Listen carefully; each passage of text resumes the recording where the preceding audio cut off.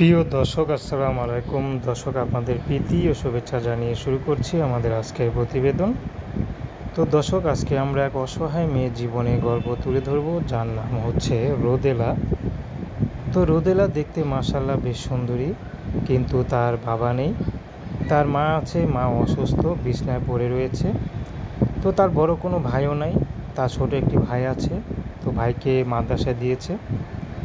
তো সেই মাদ্রাসা খরচ জোগাতেই তার পরিবারের পক্ষে হিমশিম খেয়ে যাচ্ছে, কারণ এদিকে অভাবের সংসার চালাতে যাবে, কেমন কোনো লোক নেই, বা তার ভাইকে পড়াশোনার খরচ দিবে সেই লোকটিও নেই। সেজন্য রোদেলা এখন হাতের কাজ শিখতেছে।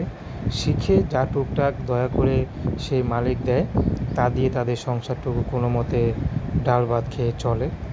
তো রোদেলার ইচ্ছা ছিল বড় হয়ে ডাক্তার হবে বা বড় চাকরি করবে, কিন্তু সেই স্বপ্ন হয়নি, কারণ বাবা নেই। কারণ মাথা গোঁজা যদি একটা ঠাঁই না থাকে, তাহলে জীবনে কোনো কিছু হয়ে থাকে না।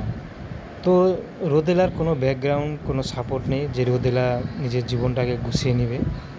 তো এখন রোদেলা ইউটিউবের মাধ্যমে এসেছে, যদি তার জীবনের গল্পটা শুনে, তার অসহায়ত্ব কথা ভেবে কারো যদি একটু মনে মায়া হয়, সে যদি তার দায়িত্ব নিতে চায়, সারা জীবনে তার পাশে থাকতে চায়, তাহলে রোদেলা তার পাশে সারা জীবন থাকবে। তো রোদেলার ব্যক্তিগত কোনো পছন্দ নেই, তার নেই কোনো স্বপ্ন। সে পুরুষটি গ্রামে থাকুক বা তাকে যেখানেই রাখুক, রোদেলা সেখানেই যাবে। তো দর্শক, এই ছিল রোদেলা জীবনের সংক্ষিপ্ত জীবন কাহিনী।